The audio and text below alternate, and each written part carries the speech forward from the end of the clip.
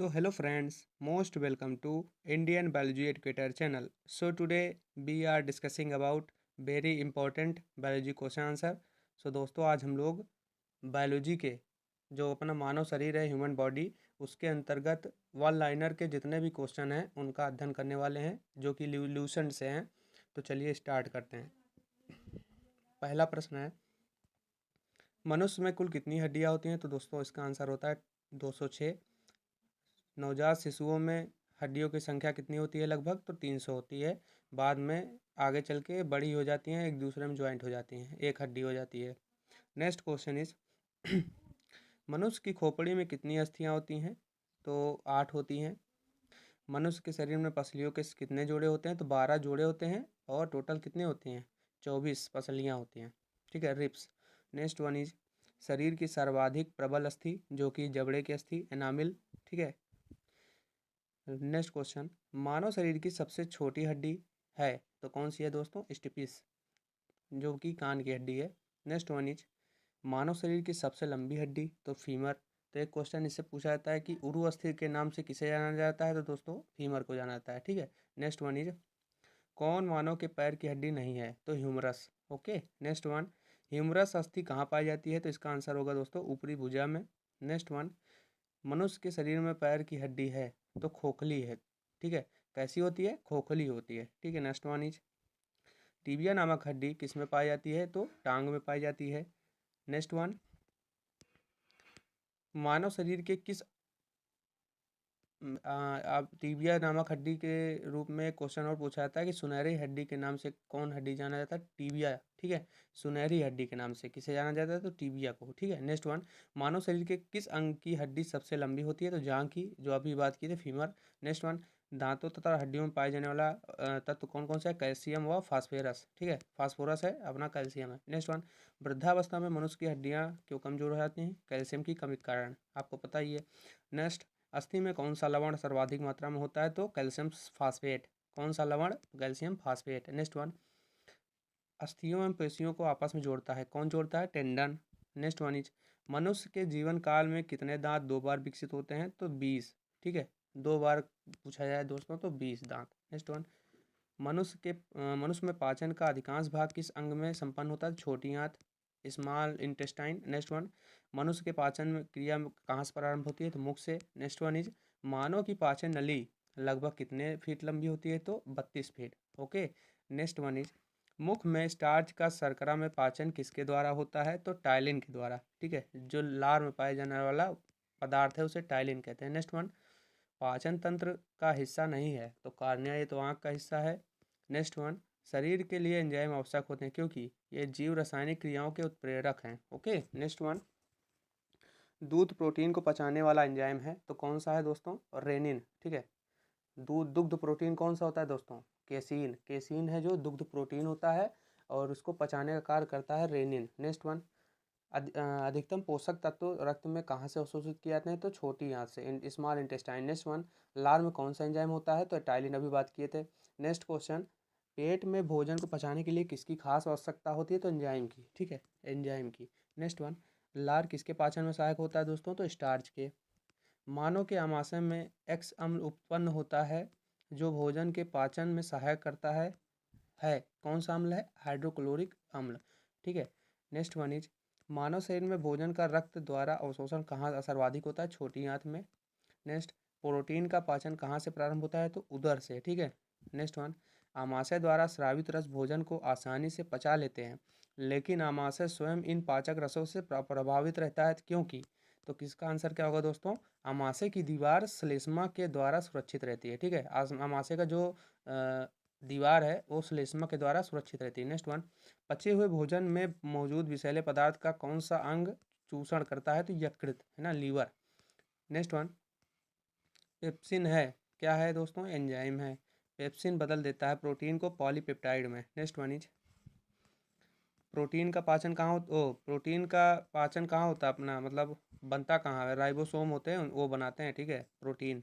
Next one is वह अंग कौन सा है जो वह अंग कौन सा है जो मानव शरीर में ग्लाइकोजन के रूप में कार्बोहाइड्रेट को जमा रखता है? तो यकृत। नेक्स्ट वन, पित्त किसके द्वारा पैदा किया जाता है? तो यकृत के द्वारा। पित्त रस का श्रवण जो होता है पित्ताशय से होता है। पित्त जमा होता है पित्ताशय में। पित्त का प्रमुख कार्य होता है वसा का पायसीकरण, ठीक है, वसा का पायसीकरण। नेक्स्ट वन इज सर्वप्रथम रक्त परिसंचरण तंत्र का अध्ययन किसने किया था? तो हार्वे ने। किसने किया था? हार्वे ने, ठीक है, सर्कुलेशन सिस्टम का। जो अपना नेक्स्ट है, पेस मेकर का संबंध किससे है? तो हृदय से, ठीक है, इसको गति प्रेरक भी कहते हैं। पेस मेकर का संबंध किससे है? तो दिल की धड़कन प्रारंभ करना, ठीक है। नेक्स्ट वन, गति प्रेरक किसे कहते हैं? तो हृदय से गति प्रेरक को भी पेस मेकर ही कहते हैं। नेक्स्ट, किनकी भित्तियों पर रक्त द्वारा डाले गए दबाव को रक्तदाब कहते हैं? तो धमनी, ठीक है, धमनी जो होगा अपना दबाव डालते हैं रक्त भित्तियों पर तो धमनी डालती है। नेक्स्ट, सोते समय रक्त दाब में क्या परिवर्तन होता है? तो इसका आंसर क्या होगा दोस्तों? घटता है। नेक्स्ट, रुधिर दबाव मापक यंत्र है तो स्पिग्मो मैनोमीटर, ठीक है। नेक्स्ट वन इज जार्विक 7 है कृत्रिम हृदय, ठीक है, जार्विक 7 क्या है? कृत्रिम हृदय, आर्टिफिशियल हार्ट, ठीक है। नेक्स्ट वन इज लब डब, लब डब की आवाज़ किस अंग से उत्पन्न होती है? तो हृदय से, ठीक है। नेक्स्ट वन इज मनुष्य के शरीर में हृदय को एक बार धड़कने के लिए कितना समय लगता है? तो 0.8 सेकेंड दोस्तों, ठीक है। नेक्स्ट वन, स्वस्थ मनुष्य में प्रति मिनट हृदय धड़कता है तो 72 बार। नेक्स्ट वन, मानव हृदय में कितने कोष्ठक होते हैं? तो आपको पता ही होगा 4। नेक्स्ट, नाड़ी दर कहाँ से मापी जाती है? तो धमनी से, ठीक है, नाड़ी दर, ठीक है। जो फीवर हुआ चेक होता है या कुछ इशूज़ के लिए चेक होता है तो नाड़ी दर नापी जाती है, तो उसको कहाँ से नापी जाती है? तो धमनी से। नेक्स्ट वन, स्वस्थ मनुष्य का रक्तचाप कितना होता है? तो 120 mm व 80 mm Hg, ठीक है, Hg जो मरकरी होती है। नेक्स्ट वन, दौड़ लगते समय मनुष्य का रक्तचाप क्या होता है? बढ़ जाता है, ठीक है। नेक्स्ट वन, सामान्य जीवन काल में मनुष्य का दिल लगभग कितनी बार धड़कता है? तो 2 अरब, ठीक है, 2 अरब बार, ठीक है दोस्तों। नेक्स्ट वन, मानव शरीर में हृदय का कार्य है तो क्या है? पंपिंग स्टेशन की तरह। किस तरह? पंपिंग स्टेशन की तरह, ठीक है। हार्ट का काम केवल पंप करना है ब्लड को, ठीक है। जैसे आप एक बॉटल में छिद्र कर देंगे तो उसमें पाइप लगा देंगे, अगर आप बॉटल को प्रेस करेंगे तो उससे वाटर आप निकाल सकते हैं ना, तो वैसे ही पंप करने काम करता है पूरे शरीर में। नेक्स्ट, शरीर की विशालतम धमनी है तो अरोटा, सबसे बड़ी धमनी है तो अरोटा है। नेक्स्ट वन, स्वस्थ मानव शरीर के लिए स्वस्थ मानव शरीर में रक्त की कुल मात्रा कितनी होती है? तो शरीर के वजन का 7%। नेक्स्ट, एक वयस्क रक्त का औसत आयतन कितना होता है? तो 5 से 6 लीटर। नेक्स्ट वन इज मानव रुधिर का पीएच है तो कितना है दोस्तों? क्षारीय होता है तो 7.4। नेक्स्ट वन, मानव शरीर में रुधिर बैंक का कार्य कौन करता है दोस्तों? तो तिल्ली, स्प्लीन, ठीक है। रक्त जो होता है आरबीसी 120 दिन में नष्ट होता है तो ये कहाँ इकट्ठा? इसको कहते हैं आरबीसी, जो आरबीसी का कब्रगाह, तो किसे कहता है? तो स्प्लीन यानी प्लीहा को, ठीक है, तिल्ली। नेक्स्ट वन, मानव रक्त प्लाज्मा में पाए जाने वाले पानी की प्रतिशत मात्रा में कितनी भिन्नता होती है? तो 80 से 82%। नेक्स्ट वन, रक्त में पाई जाने वाली धातु है तो लोहा, आपको पता ही आयरन। नेक्स्ट वन, रक्त का शुद्धिकरण कहाँ से होता है दोस्तों? तो किडनी, ठीक है, किडनी नेफ्रॉन के द्वारा होता है। नेफ्रॉन ग्लोमेरुलस और नेफ्रॉन बोमेन सैंपल होता है आपका। तो ऐसे ही इसी सब संरचना किसी दिन अध्ययन करेंगे तो आपको बताएंगे। तो किडनी में क्या होगा कि नेफ्रॉन होगा, जो संरचना होगी उसके अंतर्गत सब पूरा आपका रक्त का शुद्धिकरण होता है। नेक्स्ट वन, मानव शरीर में खून का शुद्धिकरण की प्रक्रिया को क्या कहते हैं? डायलिसिस, ठीक है। अगर किडनी वर्क नहीं कर रही है तो शुद्धिकरण का प्रक्रिया क्या कहेंगे? डायलिसिस मशीन के द्वारा। नेक्स्ट वन, रक्त में लाल रंग किसके कारण होता है? तो हीमोग्लोबिन कारण, ठीक है। हीमोग्लोबिन का काम क्या होता है? ऑक्सीजन का परिवहन करना, ठीक है, और ब्लड को रेड इसी कारण दिखता है। हीमोग्लोबिन में होता है लोहा। फिर नेक्स्ट वन इज शरीर में हीमोग्लोबिन का कार्य क्या है? ऑक्सीजन का परिवहन करना, ठीक है। नेक्स्ट वन, हीमोग्लोबिन किसका महत्वपूर्ण घटक है? तो आरबीसी का, ठीक है, आरबीसी का। हमारे पास 2 रक्त कणिकाएं पाई जाती हैं, आरबीसी, डब्ल्यूबीसी और प्लेटलेट्स, है ना। तो 3 मान चलिए ये पाई जाती हैं। तो आरबीसी जो होता है ब्लड होता है और डब्ल्यूबीसी जो होता है प्रतिरक्षा तंत्र में सहायक होता है श्वेत रक्त कणिका, ठीक है।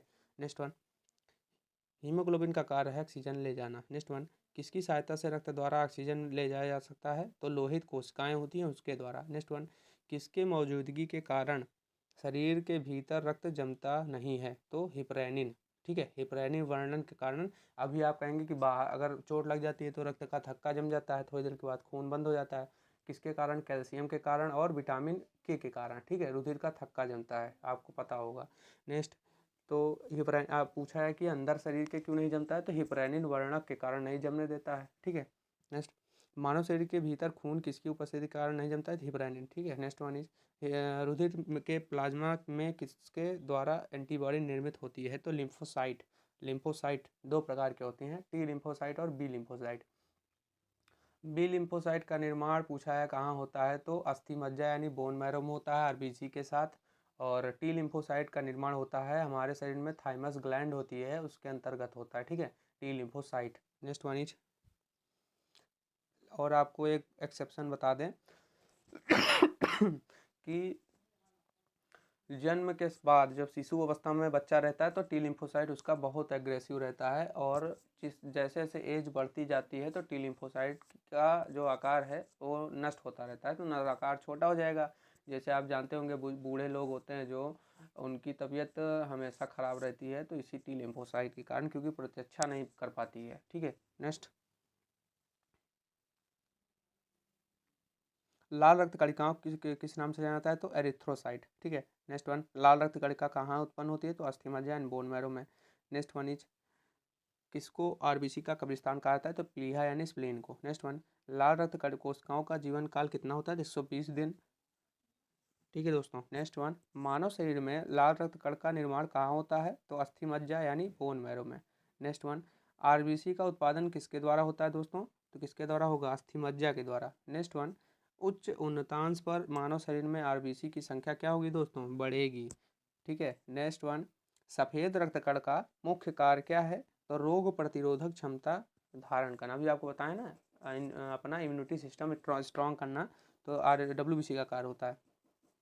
नेक्स्ट, मनुष्य के रक्त में श्वेत रुधिराणुओं की कौन सी किस्म अधिक होती है, तो न्यूट्रोफिल्स। नेक्स्ट वन, जब कोई बाहरी पदार्थ मानव रुधिर प्रणाली में प्रविष्ट होता है तो प्रतिक्रिया कौन प्रारंभ करता है, तो डब्ल्यूबीसी। बाहरी पदार्थ जैसे वायरस, जीवाणु जो होगा अपना, विषाणु, ठीक है, फंगस, ये सब चीज़ जो है ये बाहरी जो पदार्थ हैं, ठीक है, इस शरीर में प्रवेश करेंगे तो कौन एक्शन एक्शन लेगा, तो डब्ल्यूबीसी। नेक्स्ट, रक्त समूह के खोजकर्ता, तो लैंडस्टीनर, कार्ल लैंडस्टीनर इनका पूरा नाम है। Next one is, RS factor का पता लगाया। आरएस फैक्टर क्या कहाँ से पाया गया, बंदरों में पाया गया, तो इसका पता कौन लगाया था, लैंडस्टीनर और बीएनर ने। नेक्स्ट वन, किस रक्त वर्ग में एंटीबॉडी नहीं पाई जाती है, तो ए बी, ठीक है दोस्तों। नेक्स्ट वन, किस रुधिर वर्ग में दोनों एंटीबॉडी पाई जाती है, तो ओ।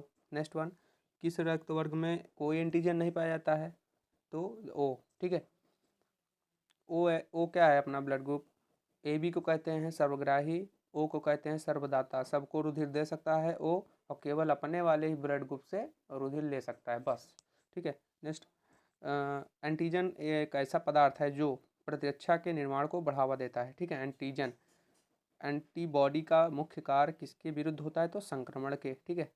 नेक्स्ट वन, आरएस फैक्टर का नाम किससे संबंधित है, तो बंदर से अभी बात किए थे। नेक्स्ट, आरएच तत्व के अनुसार कौन सी जोड़ी विवाह के लिए उपयुक्त तो नहीं है, तो आरएच प्लस पुरुष तथा आरएच माइनस महिला, ठीक है। संतानों की भ्रूणीय अवस्था में माता के गर्भाशय के अंदर ही रक्त का थक्का बनने से मौत हो जाती है। इस रोग को एरिथ्रोब्लास्टोसिस, जो अपना एरिथ्रोब्लास्टोसिस कहा जाता है। इसका कारण है तो क्या है, पिता का आरएच प्लस होना और माता का आरएच माइनस होना, ठीक है दोस्तों। तो भ्रूणीय अवस्था में ही बच्चे का मतलब बच्चे की मृत्यु हो जाती है रुधिर का थक्का जमने से। नेक्स्ट वन, कौन सा रक्त समूह सर्वग्राही होता है, तो A B. Next one is, A B रक्त वाले वर्ग वाले व्यक्ति का सर्वाधिक अदाता कहा जाता है क्योंकि उसके रक्त में प्रतिपिंड का अभाव होता है, ठीक है दोस्तों, प्रतिपिंड का। नेक्स्ट वन, कौन सा रक्त वर्ग सर्वाधिक दाता होता है, अभी बात किए थे वो। नेक्स्ट वन, यदि किसी पुरुष का रक्त वर्ग ए बी हो और महिला का रक्त वर्ग बी हो तो उनकी संतानों में कौन सा रक्त वर्ग उपस्थित नहीं हो सकता है, तो दोस्तों इसका आंसर होगा ओ, ठीक है। नेक्स्ट, यदि एक पिता का रक्त वर्ग ए है और माता का ओ, तो उनके पुत्र का कौन सा रक्त वर्ग हो सकता है, तो ओ हो सकता है दोस्तों, ठीक है। तो दोस्तों आज के लिए इतना ही। मैं उम्मीद करता हूँ आपको ये वीडियो नॉलेजफुल लगा होगा। तो जय हिंद।